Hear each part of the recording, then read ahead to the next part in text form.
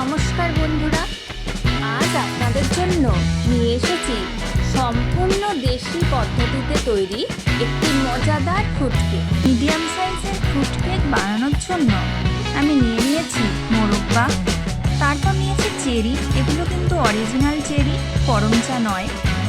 এরপর আমি নিয়েছি ব্ল্যাক কিশমিশ, তারপরেই রয়েছে কাজু, এরপর রয়েছে ভ্যানিলা এসেন্স, এরপর আমি নিয়েছি আমাদের নর্মাল কিশমিশ, সাথে থাকছে 2টো ডিম, এরপর রয়েছে baking powder, baking soda, 4 table spoon মতো বাটার, 1 কাপ ময়দা, এরপর আমি নিয়েছি 8 টেবিল স্পুন মতো চিনি, সাথে রয়েছে হাফ কাপ দুধ। আমি এখানে 1 কাপ নিয়েছি, কিন্তু আমার হাফ কাপ লেগেছে। এই হলো আমার ফ্রুট কেকের টোটাল ইনগ্রিডিয়েন্ট। রোববাগুলোকে পিস পিস করে কেটে নিয়েছি, আর তার ওপরে একটা চেরি বসিয়ে দিয়েছি। এটা কিন্তু শুধুমাত্র মজার জন্য, সিরিয়াসলি নেওয়ার কিছু নেই।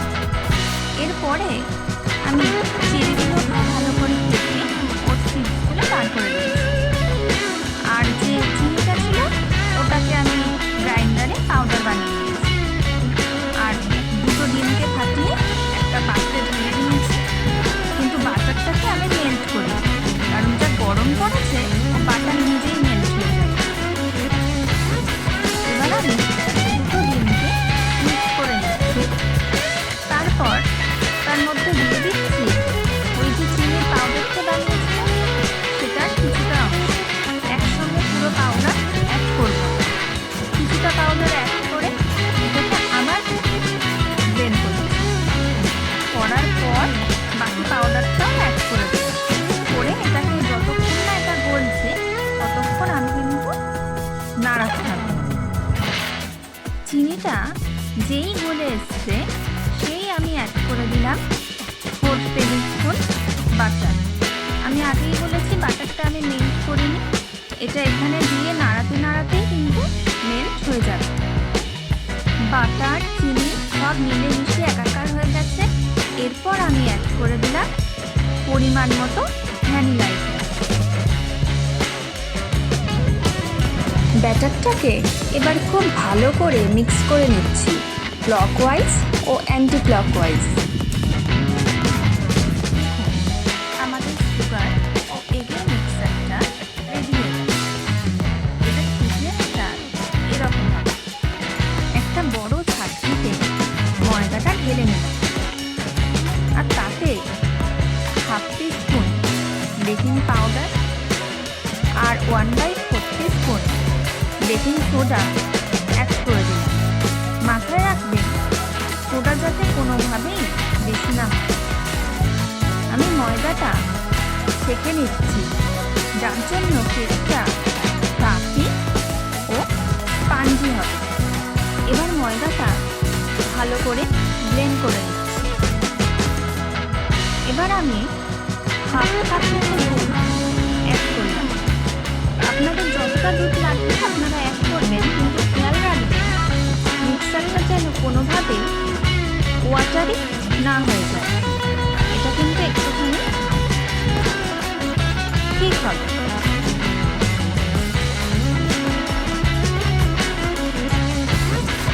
এবার কেকের ব্যাটারে কেটে রাখা মোরব্বা অ্যাড করে দিলাম।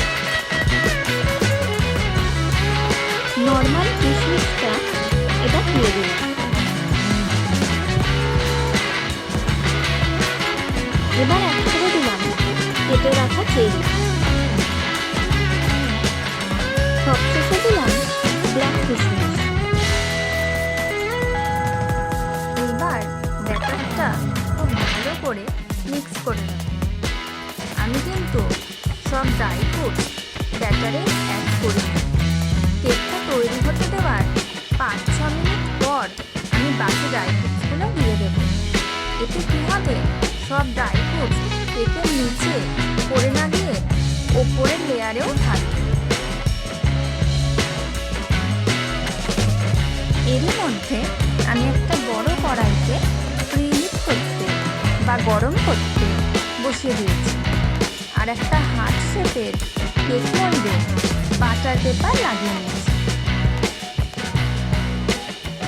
এবার ব্যাটারটা হার্ট শেপ মোল্ডে ঢেলে দিচ্ছি। এরপর সেটাকে সমান করে কড়াইতে বসিয়ে দেব।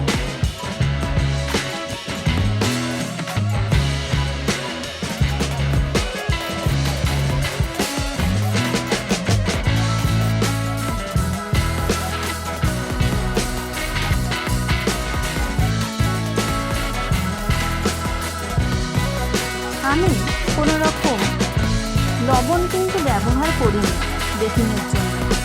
একটা স্টিলের স্ট্যান্ড কড়াইতে রেখে তার ওপরে আমি বেকিং মোল্ডটা বসিয়ে দিয়েছি আর একটা স্টিলের ঢাকনি দিয়ে কড়াইটাকে ঢেকে দিলাম। 5 থেকে 6 মিনিটের জন্য কড়াইটা হাই ফ্লেমে রাখতে হবে। 5 থেকে 6 মিনিট পর আমি কেকের ব্যাটারে ড্রাই ফ্রুটসগুলো অ্যাড করে দিই।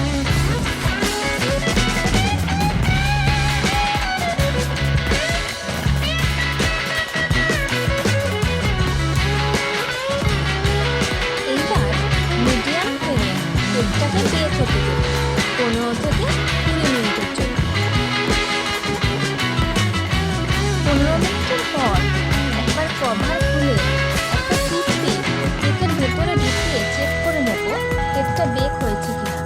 টুথপিকটা যদি ক্লিন বেরোয়, মানে যদি কোনো ব্যাটার লেগে না থাকে টুথপিকে, তাহলে বুঝবো বেক ডান। আর যদি তা না হয় তাহলে আরও 5 মিনিট বেক হওয়ার জন্য রেখে দেব। 20 মিনিট পর ফাইনালি কেকটা রেডি। দেখুন কি সুন্দর কালারটা এসেছে।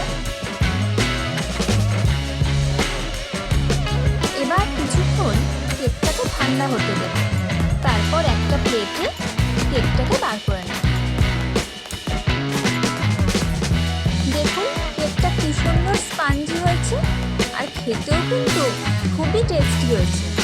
আপনারা বাড়িতে অবশ্যই ট্রাই করবেন। সবশেষে একটু সাজানোর পালা। একটা ফুড র্যাপিং পেপারকে হার্ট শেপ দিয়ে সেটাকে কেকের ওপরে বসিয়ে দিলাম। তারপর সুগার ডাস্ট ছড়িয়ে দিয়ে সেই পেপারটাকে তুলে দিলাম। তাহলে কি হলো, একটা হার্ট শেপ হয়ে গেল। আর তার উপরে বসিয়ে দিলাম একটা চেরি। Fruit cake ready.